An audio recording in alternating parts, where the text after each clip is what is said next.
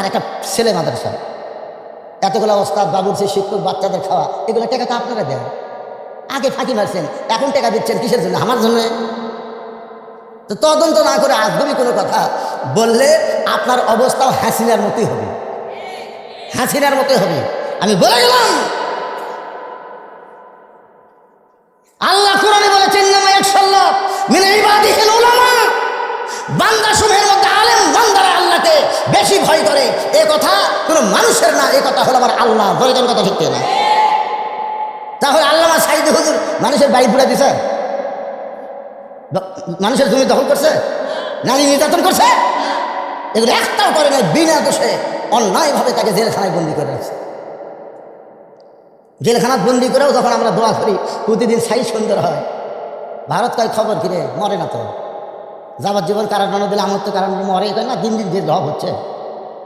তখন জেলখানা থেকে বের করে হাসপাতাল যখন নিয়ে যায়, একটা হাসি দিয়েছিল, আপনারা দেখছেন?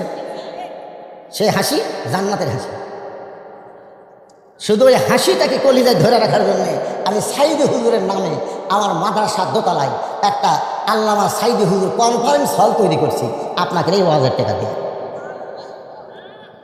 ওয়াতাওয়াসাবিল হক। আজও যদি আপনি হক কথা বলেন, হক কথা চলেন, নানা রকম বিপদ আপদ মুসিবত দিয়ে আল্লাহ আপনাকে পরীক্ষা করবে। ধরে কথা কন না কেন ভাই যাবে। সূরা আসরের 3 নম্বর বিষয় হলো ওয়াতাওয়াসাবিল হক।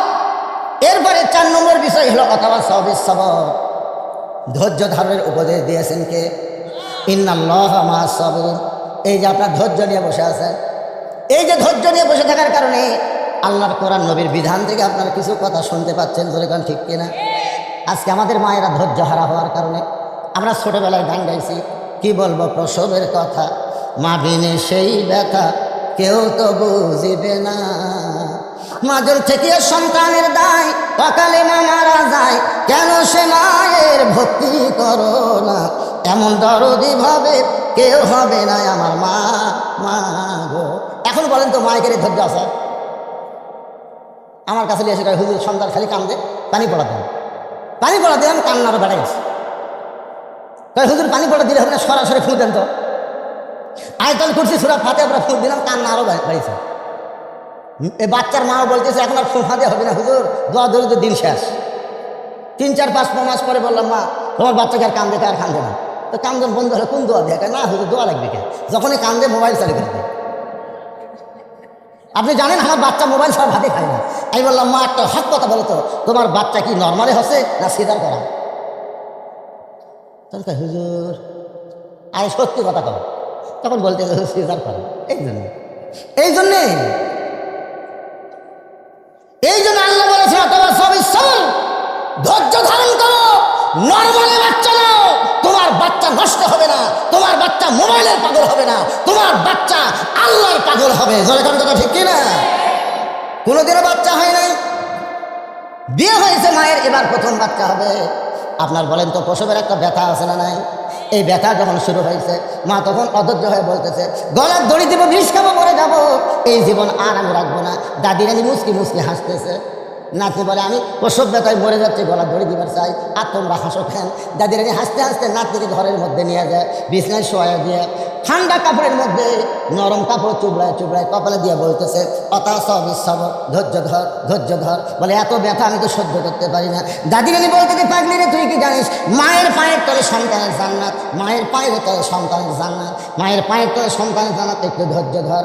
এমন কথা বারবার বলতে দাঁতের উপর দাঁতে যখন ধৈর্য ধরেছে এমন সময় দাদি ধাত্রীকে বলতেছে মা টান। বাচ্চা যখন টান মেরেছে ম্যা করে বাচ্চা কান্না শুরু করলো, মা এদিকে বেহুঁশ হয়ে পড়ে গেছে। বাচ্চাকে গোসল করায় ওই বাচ্চা এনে যখন মায়ের বুকে দেয় সঙ্গে সঙ্গে মা হুঁশ ফিরে পায়। হুঁশ ফিরে পাওয়ার পরে হাত দিয়ে বাচ্চাকে মুখের কাছে নিয়ে জিহ্বা বের করে চুমু খায়। দাদি রানী তিরস্কার করে বলে একে লাঠি দিয়ে ফেলা দেয়, এর জন্য গলার দড়ি দিবার চাইলি, এই জন্য বিষ খাবার চাইলি, এর আবার আদর করতেছিস কেন? মা তখন মুসকি মুসকি হাসার বলে দাদি কষ্টের পরে এমন শান্তি আমি আগে বুঝতে পারি নাই। এই বাচ্চা বুকে নেওয়ার সাথে সাথে আমার প্রসব ব্যথা সব ভুলে গিয়েছি। আজকে বাংলাদেশে আমরা মুসলমান অনেক কষ্ট পেয়েছি, হাসিনা আমাদের অনেক কষ্ট দিয়েছে, সামনে আমাদের আরো অনেক কষ্ট থাকতে পারে। মা যেমন প্রসব ব্যথা সহ্য করে বাচ্চা কোলে পাওয়ার সঙ্গে সঙ্গে সব ব্যথা ভুলে যায়। আমরা বাংলার মুসলমান শুধু কোরআন শুনবো না, যেদিন কোরআনের সমাজ পাবো, কোরআন দেওয়া